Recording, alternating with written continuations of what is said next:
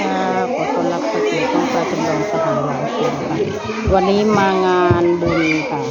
มาเด้อมากินต้มเนื้อแล้วก็จุกเล็กแล้วก็ลาบอันนี้ก็แกงหมักมี่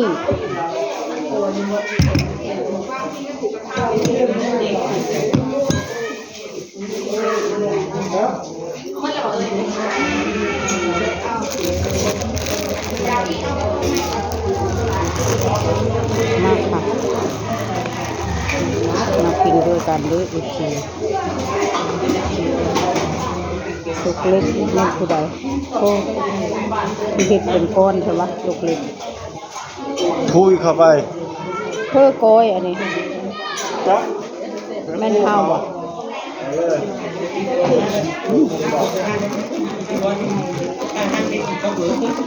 เอาที่บนเราขาว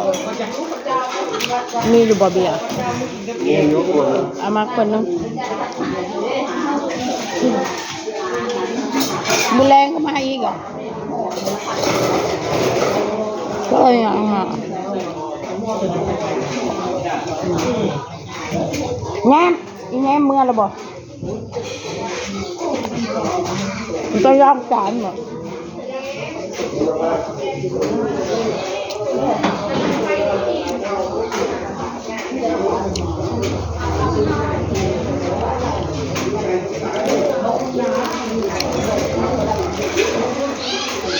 เอาไปบอกไปเอาบเหล้าขาวเหล้าขาวก็จะเอาคนกับมัมเนี่ยนะเมากินหลายเมาเลยเนาะ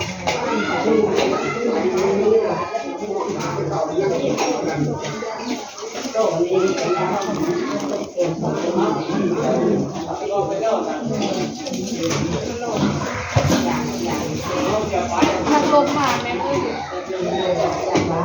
ฮะยังน้อย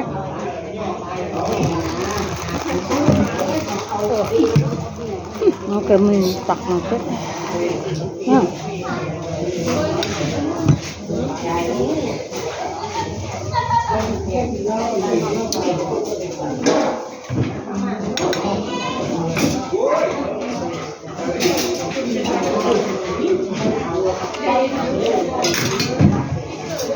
โอ้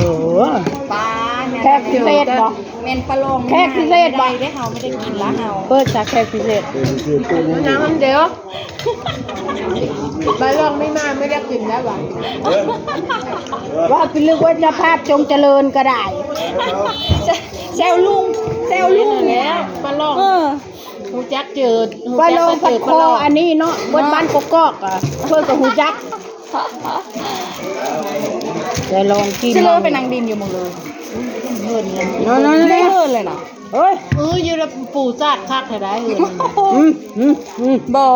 ไม่ได้หกไล่พูนไม่ได้พูดถึงไม่ได้ว่าอะไรยันแม่เบนลุดยันแม่เบนลุดบอกก่อนผู้บริการเปิดเธออีกตั้ง5ผู้น่ารักจังเลยผัวใครวะเพิ่นเปิดน้ำซาเธอยังดีผัวใครเนาะจ้าโอ้ยชาทูอยากแฮมมาลินให้ผู้แล้วมันเป็นไปได้นี่แม่เราจะขอเราได้การเมื่อยังห่างเครื่องใครวะเมื่อไรห่างเครื่องไม่ได้ไปเลยเนาะได้อาชับบอกอะไรมากินนี่จ่ายนั่นไปจักหยังได้มาลำเห็นเบอร์ได้เด้อทำเลยปะต้อยนี่นี่นะสนามเด็กเล่นดมทูฮันอย่าละป้านี่กินโลดแค่แก้วเดียวหัวโยกลุงชื่อกินโลดแก้วเดียวเลยปลองไรเลิศไรลมกินละเป็นเพื่อยาชุ่มแรงก็อาหารมีเขาทำอาชับบอกเขาเลยก็ต้องมาได้ยายจะมาเต้นว่ะไม่ได้หารดอกมีหารเฮากระเด็นขี้ดินรถนั่นละรถนั่นเหรอ2 อันแล้วนี่ชื่อบอกค่ะก็เหรอจากรถเพื่อหักมี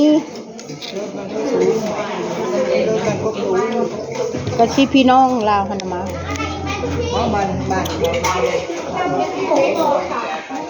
ทำลาวบอกค่อยนี่เนาะค่อยไปมัดหมอนำโบเอาหาเครื่องบ้านของเขาก็ได้แม่การเอาเครื่องเจ้าก็ได้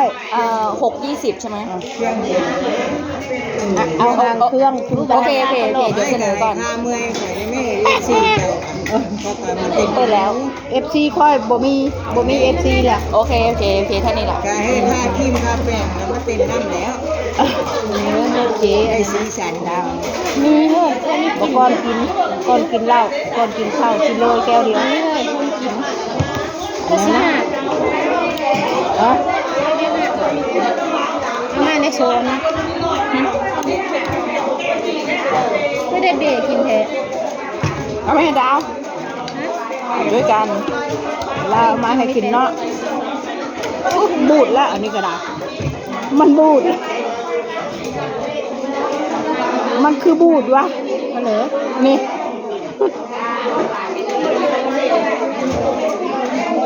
มาเด้อ FC มากินก้อยค่ะก้อยก็ได้เนาะก้อยนะคะ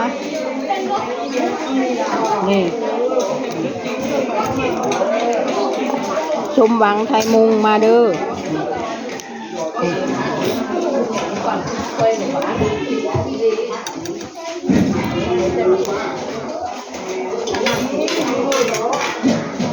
มีกระโหลกไหมฮะกระโหลกให้เยอะกระโหลกแกงสูงโตยบอกโตขึ้นน้ำวิ่งเหรอฮะ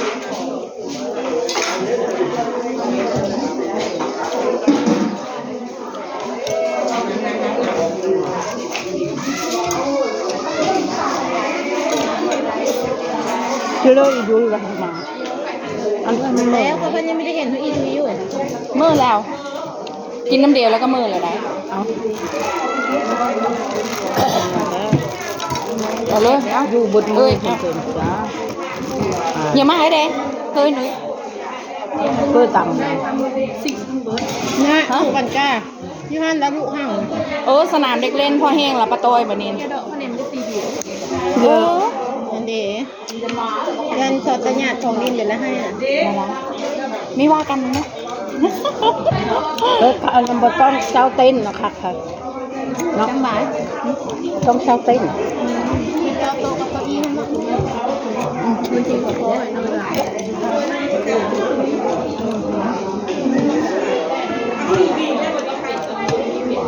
เฮ้ข้ามโป่งข้ามแซ่บ